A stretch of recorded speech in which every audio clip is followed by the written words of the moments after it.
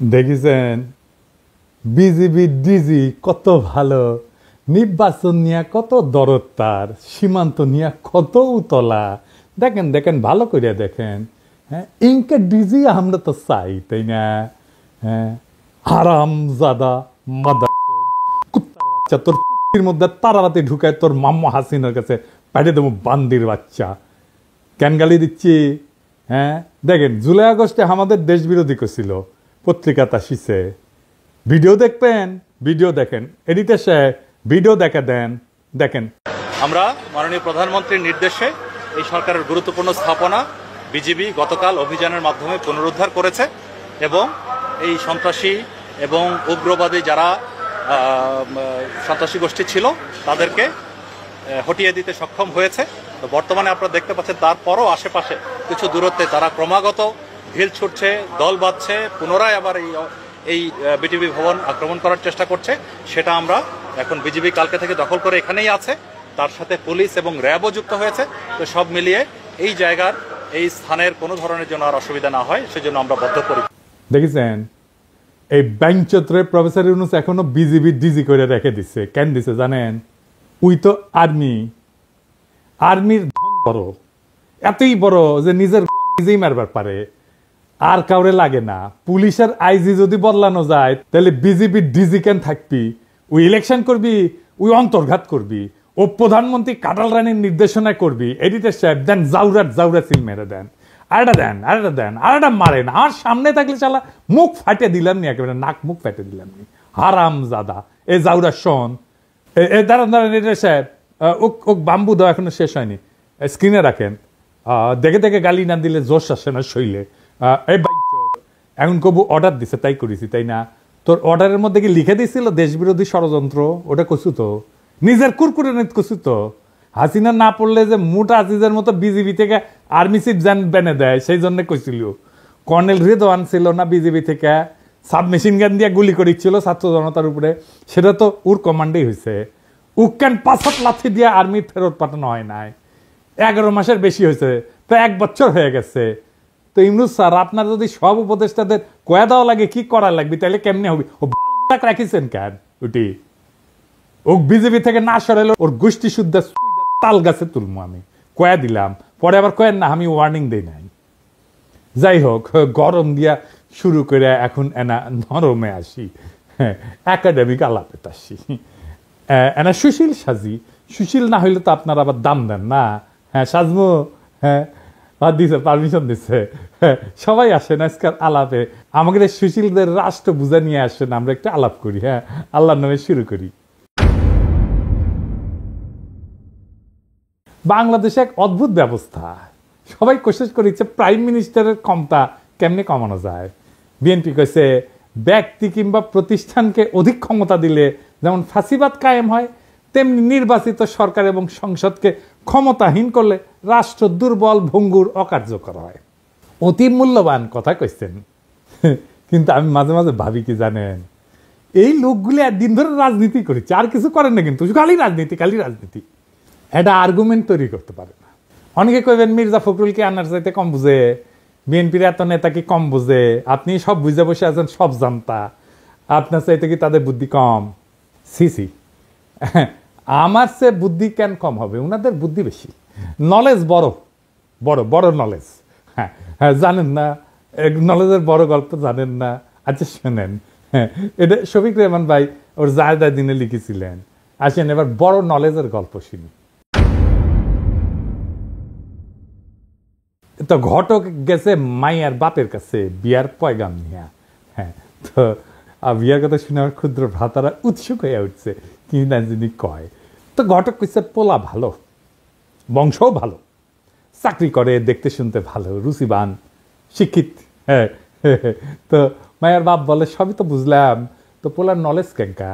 তো ঘটক একটু লাজুক মুখে কয় যে নলেজ বড়ই আছে, গোসল করার সময় টাইমে দেখেছি আমি, তাই উনাদের নলেজ বড় আছে, এত বড় নলেজ, কিন্তু আক্কেল কম।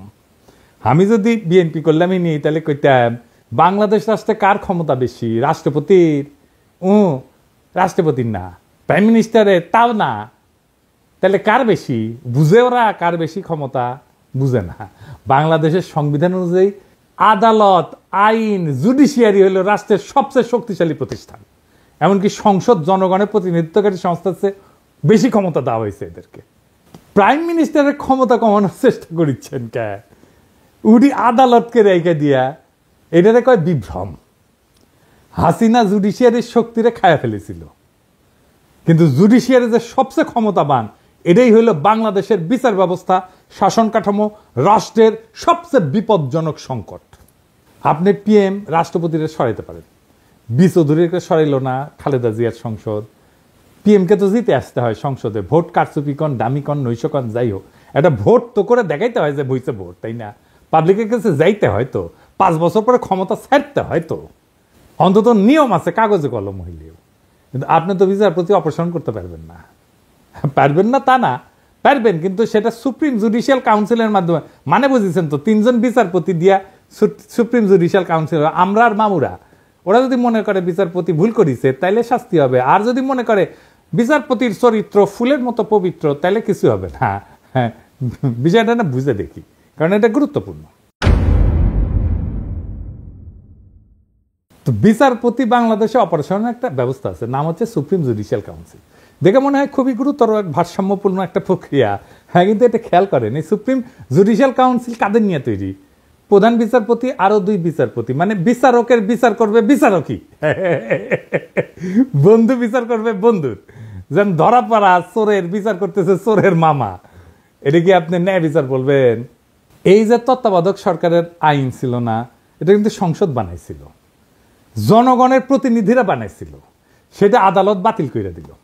তার মানে জনগণের প্রতিনিধি আইন বানাবে, সেটা চাইলে অনির্বাচিত আদালত বাতিল করে দিতে পারবে, যে আদালত কোথাও কারো কাছে জবাবদিহি করে না। তো এখন আপনি প্রশ্ন তুলতে পারেন, আপনি তো কন দাদা যে জুডিশিয়ারি, আইন এবং নির্বাহী, এটার একটা ব্যালেন্স থাকতে হবে, কন না? একজন একজনকে সেকেন্ড ব্যালেন্স করতে হবে, কন না? তো তাইলে জুডিশিয়ারি যদি এটা নাই পারে, তাহলে ব্যালেন্স থাকবে কিভাবে? গুরুতর প্রশ্ন। আসেন আর একটু বুঝে দেখি। তত্ত্বাবধায়ক সরকার আইনটা সংসদ পাশ করেছিল, মানে জনগণের প্রতিনিধিরা এটা আইন করেছে, কিন্তু আদালত সেটাকে বেআইনি ঘোষণা করে বাতিল করে দিল। এই প্রক্রিয়া আদালত নিজেই হয়ে ওঠে সর্বোচ্চ ক্ষমতাধর, অথচ সে আদালত সরাসরি জনগণের কাছে জবাবদিহি করে না। এখানে একটা গণতান্ত্রিক দ্বন্দ্ব সৃষ্টি হয়, সংসদ বনাম আদালত, কার হাতে তাহলে চূড়ান্ত কর্তৃত্ব? এটা গুরুত্বপূর্ণ একটা রাষ্ট্রীয় প্রশ্ন, দার্শনিক প্রশ্ন, রাষ্ট্রনৈতিক প্রশ্ন। ধরেন ইসলামে, এটা একটু বোঝার জন্য যে আসলে কার হাতে চূড়ান্ত ক্ষমতা, এটা বোঝার জন্য আমি একটু ইসলামী ধারণার একটা ব্যাখ্যা নিয়ে আসি। ধরেন ইসলামে আপনি আল্লাহ তাআলার কোনো শরীক কল্পনা করতে পারবেন না, আল্লাহ ছাড়া কোনো উপাস্য নাই, লা ইলাহা ইল্লাল্লাহু মুহাম্মাদুর রাসূলুল্লাহ, হযরত মুহাম্মদ সাল্লাল্লাহু আলাইহি ওয়াসাল্লাম তার প্রেরিত নবী, আল্লাহর কোনো শরীক নাই এবং হযরত মুহাম্মদ উনার প্রেরিত নবী। এই ফান্ডামেন্টালটা না মানলে আপনি মুসলমান না। আপনাকে ইসলামের দরজা অতিক্রম করার সময় এই কলেমা উচ্চারণ করতে হবে। ঠিক সেইভাবে রাষ্ট্রের বেসিক ধারণা হচ্ছে জনগণ রাষ্ট্রের মালিক, এইটা আগে আপনাকে বুঝতে হবে। তার ক্ষমতা সার্বভৌম, গণ অভিপ্রায়, জনগণের আকাঙ্ক্ষা, এটা সর্বোচ্চ আইন। গণতন্ত্রে আইন বানানোর অধিকার কেবলমাত্র নির্বাচিত প্রতিনিধিদের। আইন প্রণয়নের সাংবিধানিক ক্ষমতা সংসদের হাতে, কারণ তারা জনগণের সরাসরি ভোটে নির্বাচিত, তারাই জনগণকে প্রতিনিধিত্ব করে, তারাই জনগণের ভয়েস। আর বিচার বিভাগ নির্বাচন প্রক্রিয়া অংশগ্রহণ করে না, তাই তারা প্রতিনিধিত্বশীল না। অপ্রতিনিধিত্বশীল আদালত কি প্রতিনিধিত্বশীল সংসদের সিদ্ধান্ত বাতিল করতে পারে? এটা গণতান্ত্রিক অসাম্য তৈরি করে। আদালতের এই ক্ষমতা মানে আইনসভা বা সংসদের আইনকে চ্যালেঞ্জ করার অধিকার সাংবিধানিক হইলেও সেটা একটা সীমা আছে। আদালতের কাজ হইল আইন সংবিধান বিরোধী কিনা সেটা যাচাই করা, এটাকে বলা হয় জুডিশিয়াল রিভিউ। কিন্তু আদালত সংবিধান নিজেই ব্যাখ্যা দিয়া এমনভাবে পরিবর্তন করতে থাকে যেটা জনগণের ইচ্ছা অভিপ্রায়ের বিরুদ্ধে যায়। তাইলে আদালত নিজেই একটা স্বৈর শাসন হয়ে ওঠে, জবাবদিহিতাবিহীন শাসক শ্রেণী হয়ে ওঠে, আনঅ্যাকাউন্টেবল রুলিং ক্লাস হয়ে ওঠে। আদালত তখন গণতন্ত্রের অভিভাবক না, বরং গণতন্ত্রের বাধা হয়ে ওঠে। বাংলাদেশে সেটাই হয়েছে। আদালতের ক্ষমতা সীমাহীন হইলে ব্যালেন্স অফ পাওয়ার ভেঙে পড়ে। যদি আদালত চায় তাহলে সংসদে যে কোনো আইন বাতিল করে দিতে পারে। তাহলে কে বেশি ক্ষমতাবান, সংসদ না আদালত? আদালত। আবার সংসদ আদালতের বিচারপতিকে অপসারণ করতে পারে না, বুঝছেন? তাহলে এখানে সেকেন্ড ব্যালেন্সের কোনো ব্যাকরণ তো কার্যকর থাকে না। অর্থাৎ আদালত নিজেই একটা অদৃশ্য স্বৈরতন্ত্রের রূপ ধারণ করে। তত্ত্বাবধায়ক সরকারের আইন কোন একটা দলের ইচ্ছার ফসল ছিল না, তো এটা সর্বদলীয় ঐক্যমতে রচিত হয়েছিল, জনগণের আস্থার ভিত্তিতে এটা প্রতিষ্ঠিত হয়েছিল। আদালত এটাকে শুধুমাত্র ব্যাখ্যার খেলা দিয়ে বাতিল করে দিল। তাহলে তো আইনের যে একটা গণতান্ত্রিক ভিত্তি আছে সেটাই প্রশ্নবিদ্ধ হয়ে পড়ে। তবে আদালতের তো একটা ভূমিকা থাকা জরুরি, কিন্তু কিন্তু সেটা সীমিত। সেটা কি আসেন আরেকটু বুঝে দেখি। আদালতের যদি এই ক্ষমতা না থাকে তাহলে তো ব্যালেন্স অফ পাওয়ার হবে কিভাবে, তাই না? এই প্রশ্ন তো সরাসরি চলে আসে। আদালতের কাজ হবে আইনের ভাষাগত নীতিগত ব্যাখ্যা এবং সাংবিধানিক সীমা নির্ধারণ করা, কিন্তু রাজনৈতিক সিদ্ধান্ত এবং প্রক্রিয়ায় হস্তক্ষেপ করে না। হাসিনার আদালত রাজনৈতিক সিদ্ধান্ত এবং প্রক্রিয়ায় হস্তক্ষেপ করছে। ভারসাম্য তখনই থাকে যখন আদালত, সরকার বা সংসদের অন্যায় রায় থামাইতে পারে, কিন্তু গণমতের চূড়ান্ত রূপ একটা আইন বাতিল করার ক্ষমতা সাবধানে এবং সীমিতভাবে প্রয়োগ করে। আদালত যদি এমন ক্ষমতা পায় যে জনগণের প্রতিনিধিরা যে আইন মানাবে তাই সে বাতিল করে দিতে পারে এবং সে নিজে কোনো জনগণের কাছে জবাবদিহিতা করবে না, তাহলে সে আদালত না, সে গণতন্ত্রের উপরে বসা এক নির্জীব অভিজাত শ্রেণীর নামমাত্র পোশাক। তত্ত্বাবধায়ক সরকারের আইনের অবলুপ্তি তাই শুধু একটা রায় না, এটা ছিল গণ ইচ্ছার বিরুদ্ধে আদালতের বিদ্রোহ। আর এই বিদ্রোহের পরিণতি আজ দেশের রাজনৈতিক দুর্ভিক্ষ, দেশের সমস্ত সংকট। এইবার আসেন সংস্কার নিয়ে আরো একটু গভীরে আলোচনা করি। প্রফেসর ইউনূসের সরকার নানা ধরনের সংস্কার করেছে। এই সংস্কার কারা করিচ্ছে, কিভাবে করিচ্ছে, এরা বুঝে কিনা সেটা একটু বুঝে দেখি। আজকের নতুন বাংলাদেশে সংস্কারের জন্য বিভিন্ন প্রস্তাব নিয়ে আলোচনা করা হইতেছে। আবার যাতে বিগত 15 বছরের ফ্যাসিবাদ, 72 বা 75 সালের ফ্যাসিবাদ বাকশাল বাংলাদেশে পুনরায় প্রতিষ্ঠিত হইতে না পারে, সেজন্য নানা পক্ষ নানা মত প্রস্তাব নিয়ে আলোচনা করতেছে। এটার জন্য প্রফেসর ইউনূস একটা ঐক্যমত কমিশন করেছেন। সেটার সদস্য হচ্ছে আলী রিয়াজ, বদিউল আলম মজুমদার আর ইফতেখারুজ্জামান, তিনটা মাল, প্রথম আলোর মার্কা মারাল স্পেন্সার। এরা কি ধরনের প্রস্তাব দিতে পারে সেটা না বললেও চলে। হ্যাঁ, ইফতেখারুজ্জামানকে আমি বাম্বু দিছিলাম না, একবার দিছিলাম না, মনে আছে না? হ্যাঁ, ওরা এনে বসায় দিচ্ছে প্রফেসর ইউনূস। প্রথম আলো এইসব সুশীল প্রগতিশীল মালদের দিয়া 111-এর পরে সংস্কার করাইতে গেছিল। তখনকার ভারতের দালাল মঈনুদ্দিন ফখরুদ্দিন সরকার একই সুশীল প্রগতিশীলদের টোটকা প্রস্তাব দিয়া অধ্যাদেশ জারি কইরা বিভিন্ন সংস্কার করছিল, যার প্রত্যক্ষ পরিণতি হচ্ছে হাসিনার ফ্যাসিবাদ। এক বেল তলাতে এই ন্যাড়া বুদ্ধিজীবী সুশীল এই জাতিকে কয়বার নিয়ে যাবে? ৭৪-এর বাকশালী সংবিধান, হাসিনার ফ্যাসিজম, এসব তো আসমান থেকে নেমে আসে নাই। বারবার একই মার্কা মারা সব দালাল লেসপেন্সার, বুদ্ধিহীন মূর্খ কামাল হোসেন, রেহমান সোবহান, ইফতেখারুজ্জামান, মতি, মাহফুজ এদের টোটকা জাতিকে গিলায় বারবার আওয়ামী ফ্যাসিজম প্রতিষ্ঠার সুযোগ করে দেওয়া হইতেছে। এবারও সে একই চক্রান্ত হইতেছে, আর জাতি সে সমস্ত খেয়াল না করে বসে বসে আঙুল চুষিচ্ছে। আলী রিয়াজের আক্কেল জ্ঞানের নমুনা দেখেন। সংবিধান সংস্কার কমিটির রিপোর্ট ড্রাফট করার সময় সে কাদের কাদের পরামর্শ সে নিচে, সেটা রিপোর্টের শেষে তালিকা খুঁড়ে লিখে দিছে। দেখেন কারা কারা আছে সেখানে। মাহফুজা নাম, শাহিনা নাম, জানেন তো মাহফুজা নামের বউ, মানে মাহফুজা নামের বুদ্ধিতে শুধু চলবে না, তার বউয়ের বুদ্ধিও লাগবে। এই মাহফুজা নাম হাসিনার সামরিক মারণাস্ত্রে গুলি চালায় ছাত্রজনকে হত্যা করার নির্দেশ দেওয়ার পরে সেটার পক্ষে বয়ান লিখে এডিটোরিয়াল পাবলিশ করেছিল, যাতে সরকার কঠোর হস্তে এই আন্দোলন দমন করে। বিপ্লবের শহীদদের রক্তের সাথে বিশ্বাসঘাতকতা কইরা এইরকম একটা জানোয়ারের বাচ্চার পরামর্শ নেওয়া লাগছে নতুন বাংলাদেশের সংবিধান কিরকম হবে সেটা ঠিক করার জন্য। বুঝেন তাইলে? আরো আছে প্রথম আলোর মতি, খুশি কবি, সবচেয়ে বড় আওয়ামী লেসপেন্সার রেহমান সোবহান, মইনুল ইসলাম। হে খোদা, আমারে উঠায় নাও, নয়তো দড়ি ফেলাও, বায়ে উঠা যায়। এর চেয়ে আওয়ামী লীগকে বলা হোক একটা সংবিধান ড্রাফট করে দিতে। হুদাহিতে সংস্কারের বালসাল নাটক কইরা মানুষকে বোকা বানানোর দরকার কি? আর শহীদের রক্তের সাথে প্রহসন করার দরকার কি? রেহমান সোবহান, মাহফুজা নাম, খুশি কবির, মতিউর রহমান, মইনুল ইসলাম এরাই যদি নতুন বাংলাদেশের কারিগর হয়, তাহলে অমি পিয়াল, নিজুম মজুমদার, মুনতাসির মামুন, শাহরিয়ার কবির, এম এম আকাশ, রামেন্দ্র মজুমদার, পীযূষ বন্দ্যোপাধ্যায়, সুবর্ণা মোস্তফা এরা কি দোষ করলো?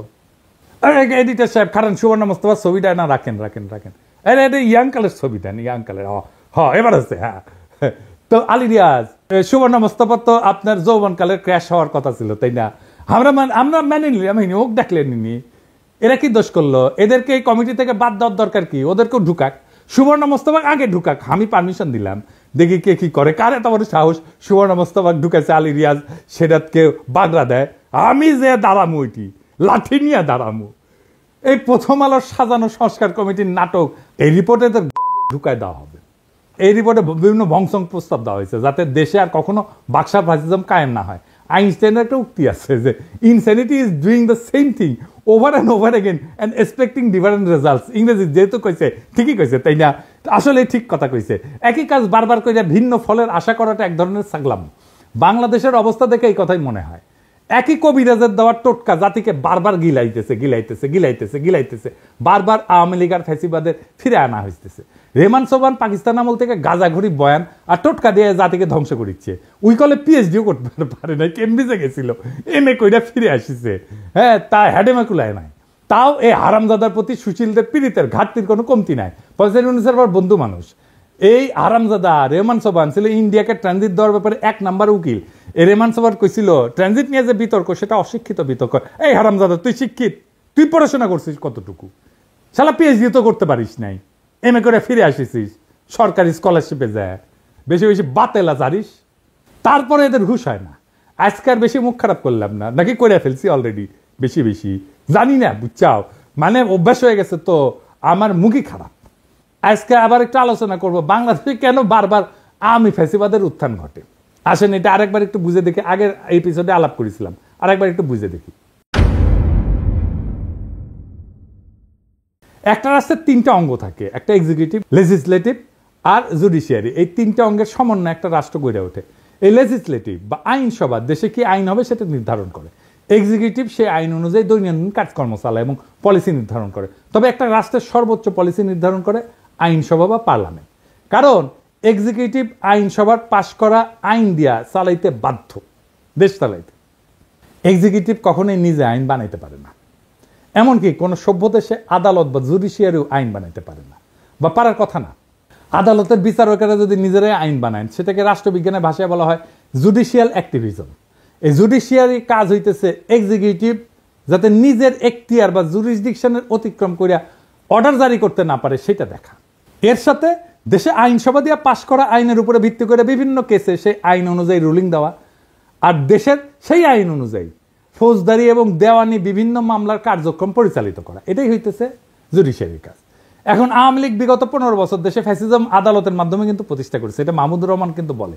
খালিলকের মতো দালাল প্রধান বিচারপতি দিয়ে হাসিনা নিজের ইচ্ছা মতো যা খুশি রুলিং জারি করায়, আওয়ামী লীগের সমালোচনা করা, যাকে তাকে আদালত অবমাননার মামলা দেওয়া। এদেশে আদালত এখন ঠিক কি কাজ করে তা বোঝার জন্য আইন পড়তে হয় না, পত্রিকার ফেসবুক স্ক্রল করলেই চলে। মানুষ ভাবে আদালত বিচার করে না, ভাই এই আদালত ইতিহাস লেখে, এই আদালত পোস্টার বানায়, কবিতা লেখে, স্লোগান বানায়, পাঠ্য বই সম্পাদনা করে, ক্রিকেট টিম নির্বাচনে মত দেয়, আদালত রুল দেয় 15ই আগস্ট হইবে শোক দিবস, 7ই মার্চ হইবে জাতীয় ঐতিহ্য, জয় বাংলা হইবে জাতীয় স্লোগান, স্বাধীনতার ঘোষক হইবে শেখ মুজিব। কেউ যদি প্রশ্ন তোলে যে এগুলি কি বিজ্ঞাপন, ওটা কি অ্যাড এজেন্সি, তখন কয়া হবে আপনি নিশ্চয়ই রাজাকার। স্কুলে কি পড়ানো হবে আদালত ঠিক করে দেয়। পাঠ্য বইয়ে বঙ্গবন্ধু কত পাতা জুড়ে থাকবে সেটাও রুল দিয়ে আসে। বিশ্ববিদ্যালয়ের নাম কি হবে, গার্ডেনের নাম কি হবে, হাসপাতালের নাম কি হবে, সব জায়গায় আদালতের নাক ঢুকে। এমনই একটা আদালত। আর এই আদালতের বিচারপতি আমাদের সাথে পলিটিক্স করেছিল। ওই কইছিল যে আমরা শপথবদ্ধ রাজনীতিবিদ, ওই কইছিল এ না ওর ভাই আবার এমপি ছিল আওয়ামী লীগের। এমনকি একবার তো আদালতে রিট হয়, বাংলাদেশ ক্রিকেট টিম কেন মুশফিককে নিতেছে না, কেন তামিম বাদ। ভাগ্য ভালো আদালত বলেনি কে ওপেনিং করবে, কে শেষ ওভারে বল করবে। ধর্মের ব্যাপারেও আদালত কিন্তু বলে যে বিসমিল্লাহ থাকবে কি থাকবে না, ভাস্কর্য থাকবে। তো আদালত এখন ইসলামিক স্কলার আর ইতিহাসবিদ দুইটাই। অথচ এসব সিদ্ধান্ত একটা সভ্য রাষ্ট্রে আদালতের এখতিয়ারে থাকারই কথা না। এসব সিদ্ধান্ত রাষ্ট্রে হয় আইনসভা নেয়, অথবা এক্সিকিউটিভ বিভাগ আইনসভা দ্বারা এম্পাওয়ার্ড হয়ে নেয়। এই কয়েকদিন আগে আমাদের অ্যাটর্নি জেনারেল বলছে যে হাইকোর্ট চাইলে যে কোনো ব্যাপারে হস্তক্ষেপ করতে পারে। ব্যাপারটা শুনতে খুব অদ্ভুত শোনালেও বাংলাদেশের সংবিধান অনুযায়ী পুরো ঘটনাটা লিগ্যাল। বাংলাদেশের 72-এর সংবিধান একটা বিস্ফোরা ধারা ঢোকানো আছে, যার দ্বারা এম্পাওয়ার্ড হইয়া আদালত বা হাইকোর্ট যে কোনো ব্যাপারে হস্তক্ষেপ করতে পারে, যা খুশি তাই করতে পারে। এটা হইতেছে সংবিধানের 102 নম্বর আর্টিকেল।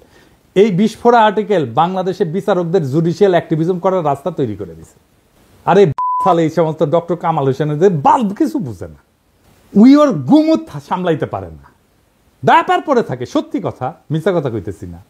এবং এইটা দিয়ে এম্পাওয়ার্ড হয়ে হাসিনা তার আমলে মুদল আদালত দিয়াই তার সন্ত্রাসের রাজত্ব কায়েম করছে। কি আছে আর্টিকেলে আসেন দেখি। এই আর্টিকেলের ফলে যে কেউ যে কোনো আইনজীবী যা ইচ্ছা যা খুশি সেটা নিয়ে হাইকোর্টে রিট করতে পারে। হাইকোর্ট বেঞ্চ সেই রিটের উপর ভিত্তি করে যা খুশি তাই রুলিং জারি করতে পারে। কি বিচিত্র একটা দেশ, তাই না? মাঝে মাঝে অনেক উকিল সরকারকে বিভিন্ন কাজ করার নির্দেশ দিয়ে নোটিশ পাঠায়, অন্যথায় সে 102 ধারার ভিত্তিতে হাইকোর্টে রিট করার হুমকি দেয়। খালি সরকারকে না, অনেক বদমাইশ উকিল এটা ব্যবহার করে অসংখ্য মানুষকে, সাধারণ মানুষকে হয়রানি করে, যারা কোনোভাবে একটা ব্যাপারে ইন্টারেস্টেড পার্টি না। সেই সমস্ত ব্যাপারে বদমাইশ উকিলরা বিভিন্ন হাস্যকর আইনি নোটিশ পাঠায় 102 আর্টিকেলের উপরে ভিত্তি করে, এবং আদালত সেটার উপর ভিত্তি করে রুলিং পর্যন্ত দেয়। এই ইন্টারেস্টেড পার্টি কি এটা একটু বুঝে নি? যে কোনো সভ্য দেশে কেবলমাত্র ইন্টারেস্টেড পার্টি কোনো ব্যাপারে মামলা করতে পারে। ইন্টারেস্টেড পার্টি বলতে আইনের ভাষায় বোঝানো হয় এমন কেউ যার উক্ত মামলার ফলাফলে সরাসরি স্টেক আছে বা সরাসরি গেইন অথবা লসের আউটকাম আছে। যেমন ধরেন কোন এক সংবাদপত্র লিখছে যে আমি এটা চোর, ধরেন আমি অমুক তারিখে অমুক জায়গায় অমুক লাগাইছি, চুরি করেছি, আমি জানি যে আমি লাগাই নাই, চুরি করি নাই, কিন্তু ওই সংবাদ প্রকাশের ফলে আমার মানহানি হয়েছে। কোন সভ্য দেশে মানহানির মামলা করার অধিকার একমাত্র আমার নিজেরই আছে। আমি এই মামলার একমাত্র ইন্টারেস্টেড পার্টি, বুঝছাও? এই মামলার আউটকাম মানে ফলাফল একমাত্র আমার জিতা বা হারের সম্ভাবনা আছে। এখন যদি কুমিল্লার মোকলেস মোল্লা অথবা গোপালগঞ্জের উকিল হরিদাস পাল আদালতে গিয়া মামলা করে যে অমুকের মানহানি অমুক করিছে, অথবা অমুকের বিরুদ্ধে এত টাকা ক্ষতিপূরণ দাবি করে আমি মামলা করেছি, ব্যাপারটা যে কত বড় হাস্যকর হয়ে উঠবে সেটা আর বলার অপেক্ষা রাখেন। আমার নামে এরকম মামলা করেছে, আমি নাকি হাসিনা শেখ মুজিবের অপমান করেছি, তার ভাবমূর্তি ক্ষুণ্ণ করেছি, কে সিলেট একটা মামলা করেছে, গোপালগঞ্জে একটা মামলা করেছে, কতগুলো। আমাকে সেদিন জিজ্ঞাসতেছে ঢাকার ডিসি যে দাদা আপনার নামে কি কি মামলা আছে। আমি বললাম আমি নিজেই জানি না রে ভাই, মাঝে মাঝে শুনেছি এই জায়গায় মামলা আছে, কতগুলো মামলা আছে আমি গোনা বাদ দিছি। এরকম হাজার হাজার ঘটনা ঘটছে, মামলা হয়েছে, জেল পর্যন্ত হয়েছে, সেসব মামলার উপরে ভিত্তি করে। সত্যি ছেলে কাজ, কি বিচিত্র এই দেশ।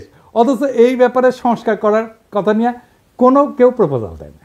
কারণ সব জায়গায় বলা হইতেছে দেশে এক্সিকিউটিভ, লেজিসলেটিভ, জুডিশিয়ারির মধ্যে একটা ক্ষমতার ভারসাম্য আনা লাগবে। কিভাবে লাগবে সে ব্যাপারে সংস্কার কমিশনের রিপোর্টে অনেক ভংজুং প্রস্তাব আছে। যেমন ধরেন কইছে হাইকোর্টের শাখা বাড়ানো লাগবে, তো হাইকোর্টের শাখা বাড়াইলে কিভাবে ভারসাম্য আসবে সেটার কোনো ব্যাখ্যা নাই।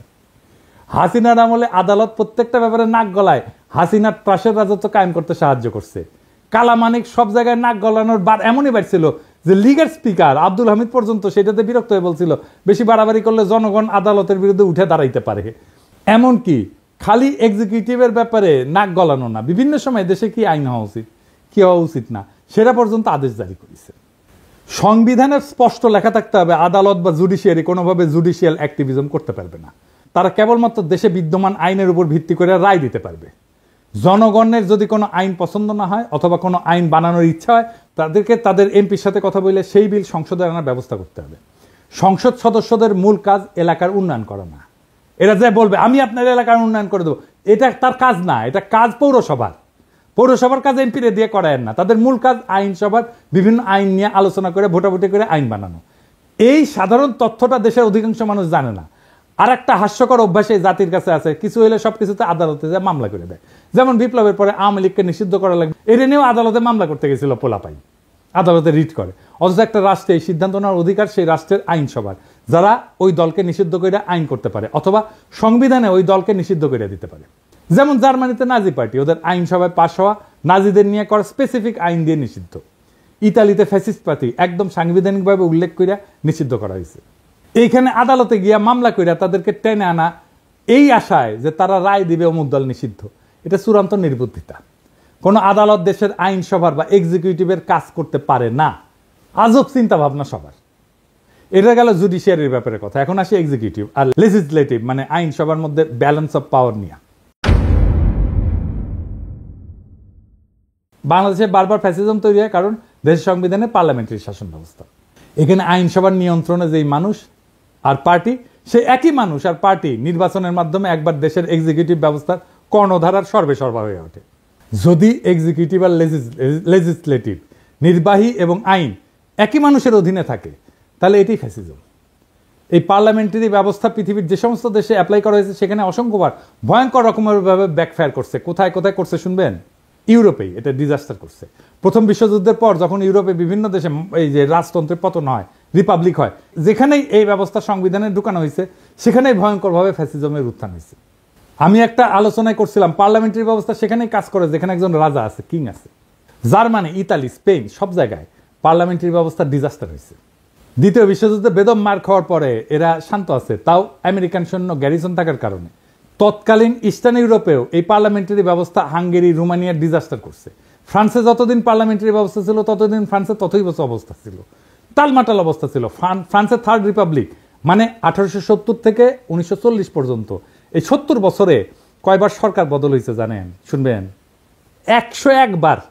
গড়ে 8 মাসে একটা নতুন সরকার আসতো। এরপর ফ্রান্সের চতুর্থ রিপাবলিক 1946 থেকে 1958, এই 12 বছরে কয়টা সরকার আসছে জানেন? 21টা সরকার আসছে। এই অরাজকতার ফলে বিভিন্ন কারণে 1958 সালে চার্লস দ্য গল ফ্রান্সের নতুন সংবিধান রচনা করে এবং ফ্রান্সে প্রেসিডেন্সিয়াল সরকার ব্যবস্থা রূপান্তরিত হয়। এখন কিন্তু এটা পঞ্চম ফ্রেঞ্চ রিপাবলিক।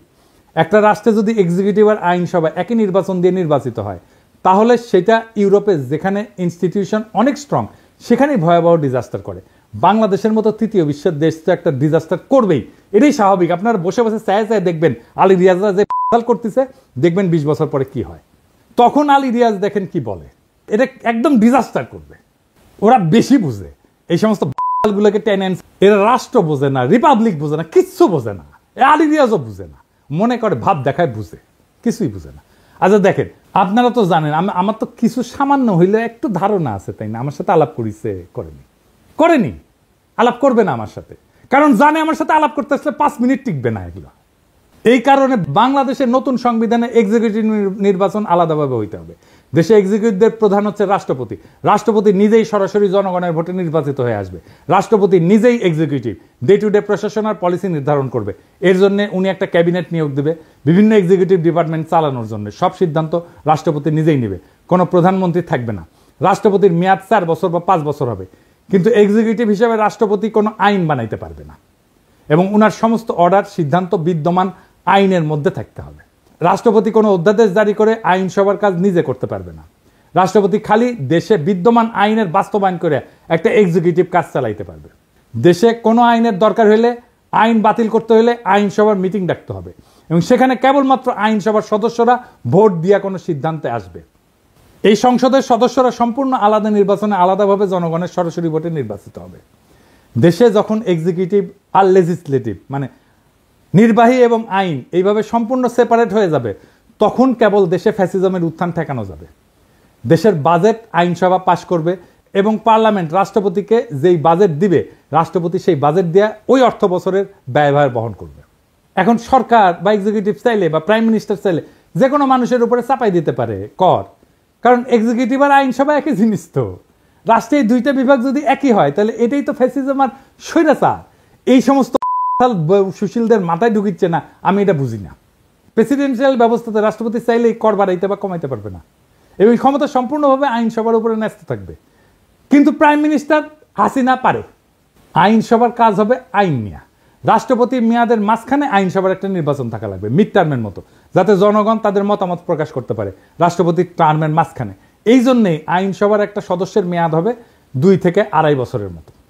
সংবিধানে কোনো 70 অনুচ্ছেদ থাকবে না, কারণ যেহেতু রাষ্ট্রপতি আলাদাভাবে নির্বাচিত এবং মেয়াদ নির্দিষ্ট, আইনসভায় দল বদল কইরা অথবা দলের বিপক্ষে ভোট দিয়া সরকার ফেলায় দেওয়ার কোনো প্রশ্নই আসতেছে না। প্রত্যেকটা সদস্য নিজের বিচার বুদ্ধির উপরে ভিত্তি কইরা কোনো বিলে ভোট দিবে। রাষ্ট্রপতি যদি নিজের ইমেজ আর যোগ্যতায় একবার নির্বাচিত হয়ে আসে এবং তাহলে রাষ্ট্রের এক পক্ষের আর এক পক্ষের পাঁচ আটার কোনো প্রশ্নই ওঠে না। সুপ্পোজ এরকম হাসিনা কদমবুসি করতো, সেটা আর হবে না। গত 3 মাস ধরে মাননীয় প্রধানমন্ত্রীকে সালাম করতে গেলে উনি আমার সালাম নিতেন না। তা আমি দেখতাম যে ওনার চরণের ধুলো আমি পাই না। আমার মিশ্র প্রতিক্রিয়া হচ্ছিল যে উনি কেন আমার সালাম নেন না, না থাক থাক বলে। এটাই বিএনপি আর জিয়াউর রহমানের আসল অরিজিনাল ভিশন। জিয়াউর রহমান আলাদাভাবে রাষ্ট্রপতি নির্বাচনে ওসমানীকে হারায় নির্বাচিত হয়েছিলেন। সংসদ নির্বাচন আলাদাভাবে হয়। রাষ্ট্রপতি সরকার ব্যবস্থার সাথে পাওয়ারফুল সংসদ আর প্রত্যেকের একটা ওয়েল ডিফাইন্ড জুরিসডিকশন, এটাই একমাত্র বাংলাদেশে ফ্যাসিবাদ ঠেকানোর উপায়। আলী রিয়াজ যে টোটকা দিছে যে সংসদ নেতা আর প্রধানমন্ত্রী আলাদা ব্যক্তি হবে, এটা একটা সলিউশন। আমি এটা নিয়ে এপিসোড করেছি না? এর ফলে কি হবে? এর ফলে হাসিনা প্রধানমন্ত্রী হয়ে সুপ্রিম মার্কা কাউকে সংসদের প্রধান বানাবে। এইসব প্রথম আলোর সুশীল প্রগতিশীলদের হাতুড়ে চিকিৎসা নিতে নিতে এই জাতি আর দেশ মরণ প্রায়। এটা যে কোনো মহল্লে বন্ধ করতে হবে। রাষ্ট্রপতি শাসিত সরকার ব্যবস্থা, যেখানে রাষ্ট্রপতি খালি সংসদের পাশ করা আইন আর বাজেটের উপর ভিত্তি করে অর্ডার জারি করতে পারবে, যেখানে কোনো জুডিশিয়াল অ্যাক্টিভিজম থাকবে না, একমাত্র এটাই হইতে পারে বাংলাদেশকে চিরতরে ফ্যাসিবাদ থেকে মুক্ত করতে। আজ আমরা ইতিহাসের এমন এক সন্ধিক্ষণে দাঁড়ায় আছি যেখানে আর একটা বার ভুল মানেই গোটা ভবিষ্যৎ হারানোর সামিল। আমরা আর সময় দিতে পারি না সেই সব তথাকথিত সংস্কারকদেরকে যারা শতবার ব্যর্থ হয়েছে, তবু আবার তাদের সেই পুরানো ফর্মুলা চাপাই দিতে চায়। না, এবার আর হবে না। এই দেশের জনগণ এখন জানে গণতন্ত্র মানে পোস্টারে লেখা কথা না, জনগণের হাতে থাকা আইনের মালিকানা।